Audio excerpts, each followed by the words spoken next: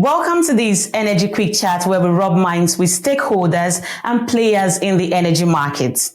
Now, solar energy in Africa is increasingly gaining significant attention as a promising solution to addressing the region's energy challenges and contributing to sustainable development. One organization that is championing this conversation is International Solar Alliance, an organization with 116 members and signatory countries. Last week, the organization held its fifth regional meeting in Kigali, Rwanda, to highlight the importance of solar energy as a solution to Africa's energy challenges. My guest today is Dr. Ajay Mathur, Director General of the International Solar Alliance. It's good to have you join us here today, sir. It's absolutely wonderful, Justina, and I'm delighted to be with you and all your viewers.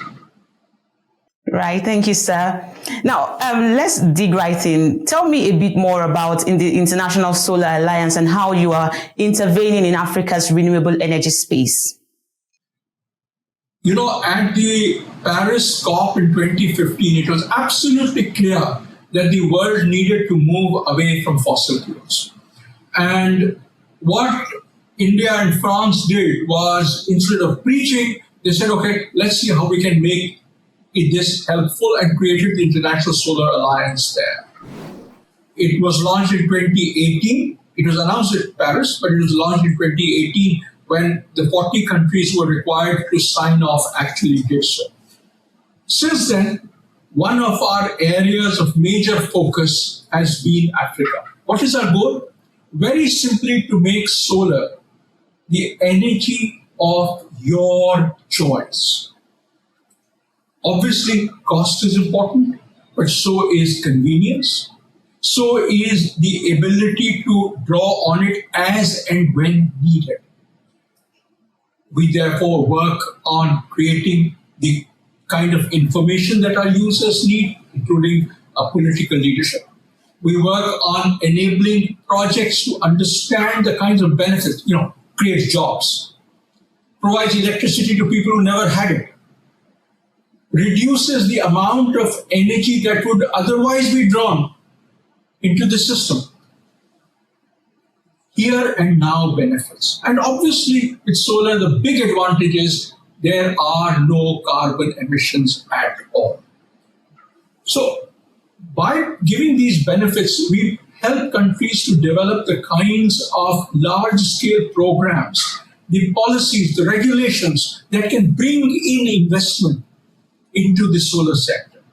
And finally, we work on enabling financing. We are not a financing agency, but to make sure that countries have access to affordable finance we look at this as our mandate. So those are the kinds of things that we work on. And as far as Africa is concerned, there are two key challenges that bother us. The first is, while there's a huge amount of money being invested in solar globally, 70% of it is going to the OECD countries in China. Just 3% comes to all of Africa. And the second is, even the money that comes is largely for large solar projects. It's not for solar rooftops, it's not for solar pumps, it's not for solar cold storages. So, in other words, what impacts you and I is not even covered in that financing. And that's the second goal that we seek to achieve. Now, let's talk about your recent meeting in Kigali. What were the key outcomes of your that meeting recently held in Rwanda? So, this is largely around the fourth thing that I talked about, which is enabling financing. How do you get financing? You see, I told you about the fact that just 3% of the monies that is invested in solar globally comes to Africa. So we talked to a large number of investors, over 100 of them. One of the things we figured out was that they were uncomfortable about the confidence that they would get returns on their investments. But this is a perceived risk because across Africa, the number of solar loans that have not repaid themselves is less than 2%. But there's already a 6% premium on investment in Africa. So we look at this as a perceived problem. And therefore, what we have launched is for Africa a guarantee fund. So an investor comes in, he buys the guarantee, and then if he doesn't get repaid in time, we meet part of the repayment. And then as and when as he gets it back, he pays back this facility. So what this enables is for the investor to gain the confidence that he or she can invest safely in Africa.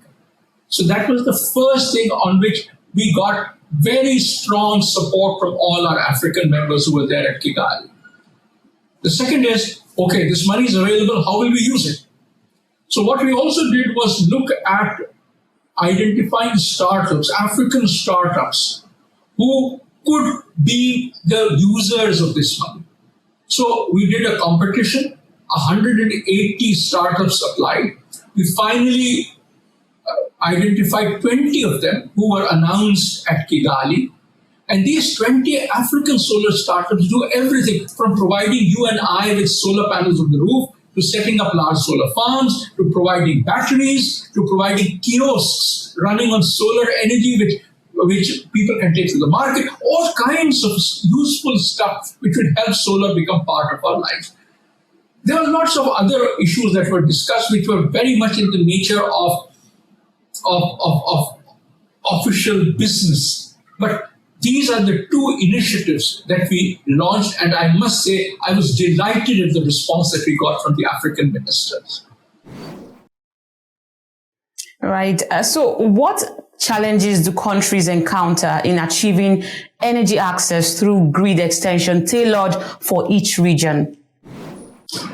So one of the biggest problems, Justina, is that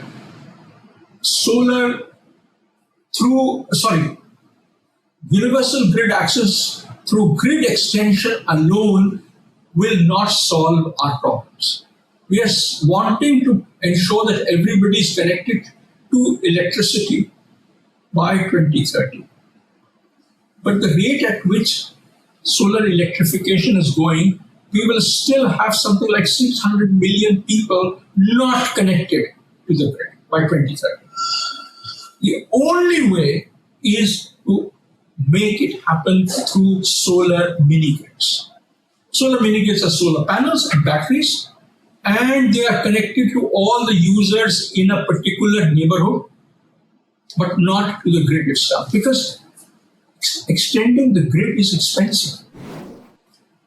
Our calculations based on African numbers show that if the grid has to be extended by more than 10 kilometers, then it is far cheaper to have a solar mini-grid to supply electricity to people who today don't have electricity. Similarly, if the electricity today is being provided by diesel, just change it to solar plus batteries. It makes economic sense today. To me, the biggest challenge is finding the resources to extend the grid. Right. So how much regulatory and investment support has Africa garnered in order to achieve energy access as stated in the SDG 7? Justin, if I'm not wrong, there is something of the order of $200 billion that is needed to extend the grid so that it reaches everyone. But remember, there's a very small amount of energy being used at the end after the extension has occurred. So you're spending a lot of money, and the amount of electricity that is flowing is relatively small, which is why solar mini-grids make sense. Now, as far as solar mini-grids are concerned, rather all of solar in Africa, there has been something of the order of about $22 billion that has been invested into solar in Africa till now. What this means is that the amount of money that we need for solar mini-grids is much more. Remember that the $200 billion based on grid extension has not happened. There's been a lot of talk about it. For the last 10 years, there have been donors talking about providing these resources, but it hasn't happened. We need to find a way to get the private sector to put in the money to make the solar mini grids happen. Is that a pipe dream? No. In your own country, Nigeria, you have the private sector setting up solar mini grids. In my country, India, there are at least 4 companies who make a living out of providing electricity from solar mini grids. One of them has been so effective that a Japanese company has invested in it. So yes, it is possible to have the private sector set up solar mini grids and provide electricity to everybody. Right. So what's your outlook based on your recently released report on charting the path for universal energy access?